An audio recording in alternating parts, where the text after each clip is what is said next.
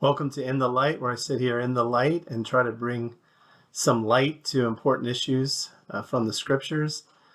I wanted to talk to you about the question, does the Bible encourage psychoactive drugs for recreational or even religious purposes? So you hear this sort of thing today more often and more often. In various ways. You see it on the internet, personal conversations, on videos about it, podcasts, that sort of thing. And people who are defending the use of psychoactive drugs, plant medicines, as they're called, and other similar things, they say that the Bible encourages it. It's actually in the Bible, and this has been suppressed for hundreds, thousands of years by the church, but it's really there in the Bible. And so I was just looking at it recently a little bit, and obviously this issue is much, much broader than just this specific question, and definitely the specific passages I'm going to mention that are commonly used. But I hope to do more about it soon, because I've been asked recently a lot about this by various people. I've encountered it with people sharing about their own experiences and issues that they face in their lives or their families' lives or whatever.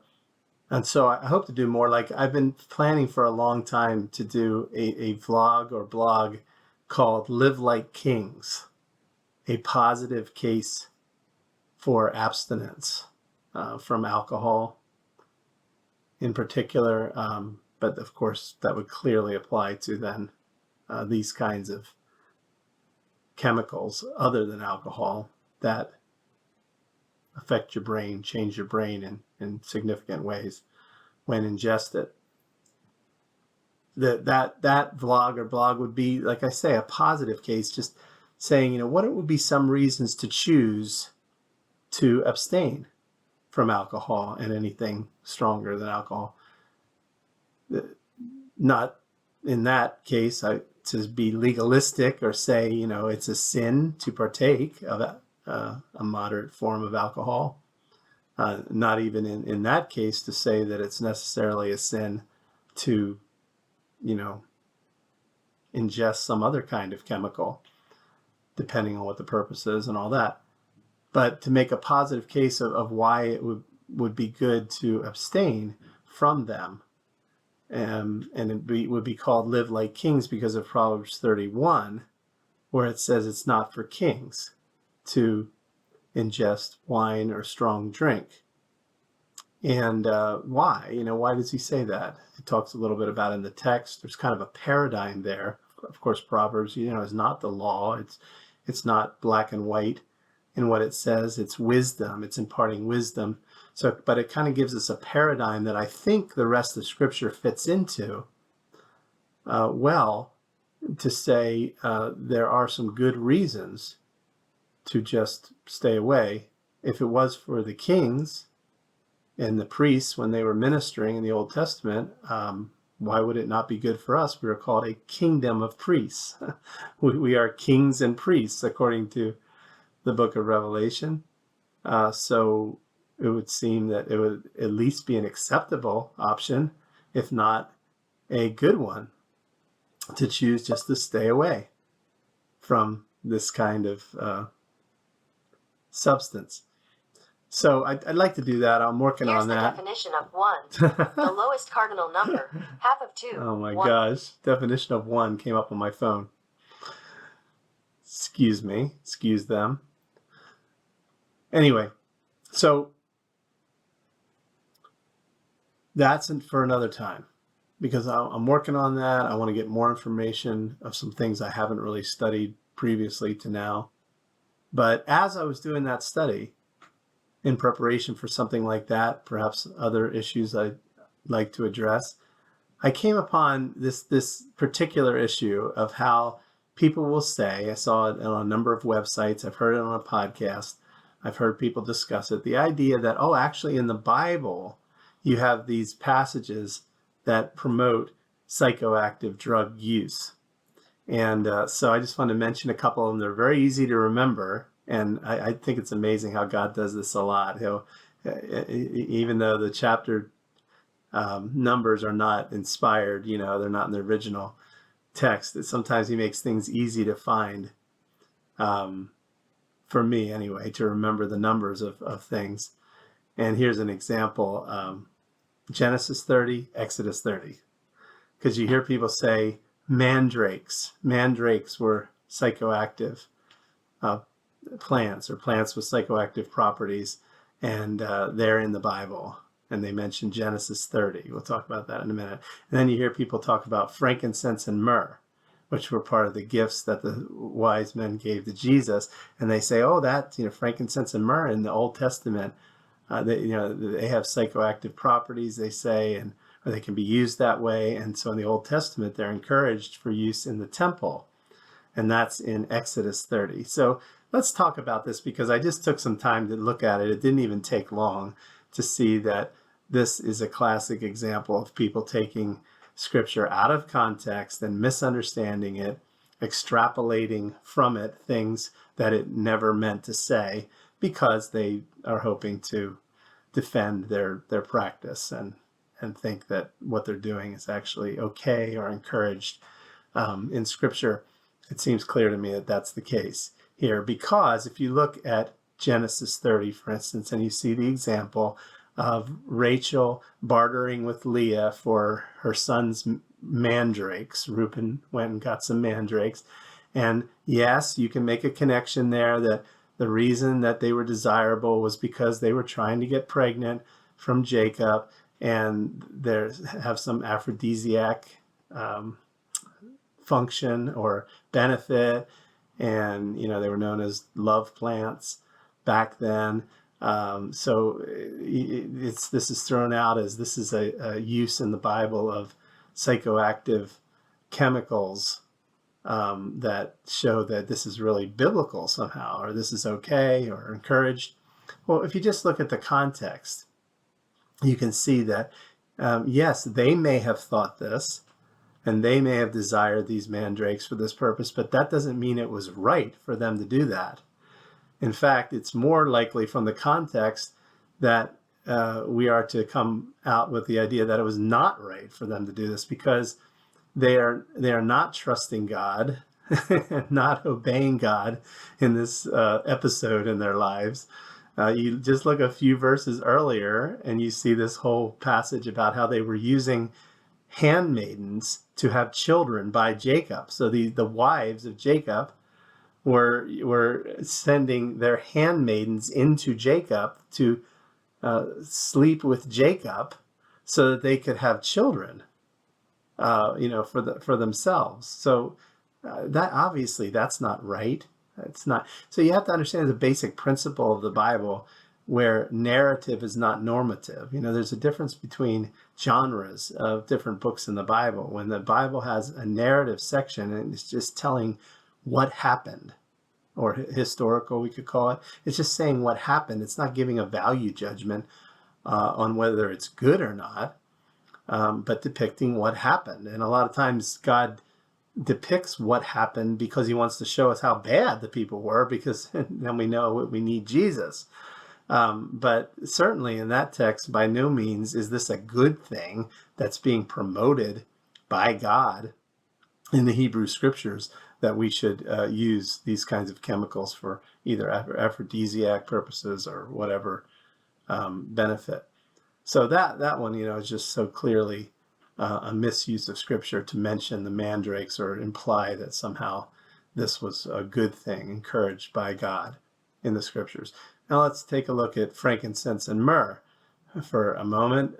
In Exodus 30, you have frankincense and myrrh mentioned as either for use in the incense in the temple that was to be burned, or in a concoction that God suggests. And people mention this concoction that God tells them to produce in order to burn it and send smoke up as incense in the temple, that this included chemicals that had potential psychoactive elements. So therefore, this idea that, that the priest, God was encouraging the priests to have like a hallucinogenic journey as a part of their religious experience. Again, totally fabricated, out of context. And the key to that whole passage is you read the whole chapter of Exodus 30 and you see that nothing that he tells them to do was intended for some effect on them, like to get high or have a hallucinogenic experience. The whole purpose of all the things he says to do there, including the gold adornments that he starts out the chapter with, and many other things interspersed among the incense instructions, is it's for God. It's for God. It was an offering. They were various types of offerings to God and accoutrements attached to that function of saying you bring valuable things to God and you offer them to God. And he says, he makes clear, he says, these incenses you burn, this concoction you make, whatever, he says clearly, you are not to do that any other time. The people are not to do it. He condemns that and says they will be punished if they do. The priests were not to do it any other time outside of the temple. It's made very clear. You read to the end of the chapter. So this was not something that was for them to have a certain experience. It was for God to have the experience of them giving valuable things as an offering to God. And of course, special things that would not be then used elsewhere. We see that all throughout the New Testament.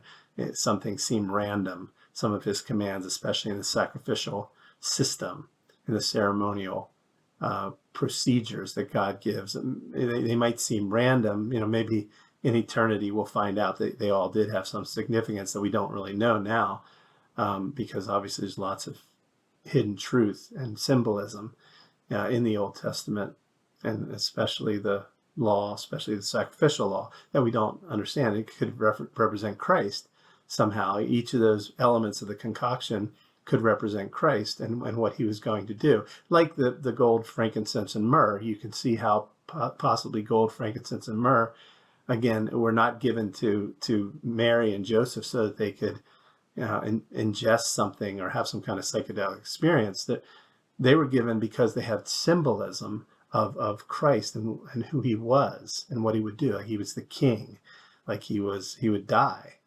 And, myrrh, as you know, was used in embalming. But it's interesting. Even if you do understand that they used things like that in the ancient world for medicinal purposes, that is understandable and does not imply that they would use it for some kind of religious paranormal experience, some mystical experience, because, and here's an example, I would just, again, in the short time I was looking things, I looked up things like the medicinal purposes of frankincense, and then I ended up looking up ibuprofen because I was thinking, is it something similar to what we use ibuprofen for or other medicinal drugs? And sure enough, fascinatingly, I noticed that it says that, and I can't find it anymore because my phone left that page when it thought it heard me say something, but I forget the name exactly, but there was a particular type of chemical in frankincense. And then when I looked over at ibuprofen and looked at what it does, and I said into Google, natural alternatives to ibuprofen, and immediately an article came up and it said 7 natural alternatives to ibuprofen, and number 2 in the list was the element that is in frankincense. So you see, a lot of this has to do with the seeming connection can be explained by there were medicinal purposes of these plants and herbs and so forth in the Old Testament times in the ancient world. And some people would think that things had, because there was the superstition, right? That is an element you have to take into account too. That, like the mandrakes, would it really do anything for them? But we don't know for sure, but they believed it would. So that's why they found them so valuable. And again, it's narrative. It's just saying that's what they thought and that's what they were doing. It's not God saying you should do this by any means. If anything, it's probably saying we need to grow out of that. We need to not take that approach to the important things in our lives. And then we have, further revelation that indicates that. Thank God. But sometimes they were right. Sometimes there were things in the ancient world that actually did help people and health-wise in various ways, and they would be parallel, or they would be They would be similar to something like ibuprofen. When we take ibuprofen, not similar to marijuana, LSD, that sort of thing. So be careful about making a connection from things that genuinely did have medicinal value, and it would have an effect like, ibuprofen does, an anti-inflammatory effect. There was something in frankincense that could have that effect. You can see it, look it up like I did.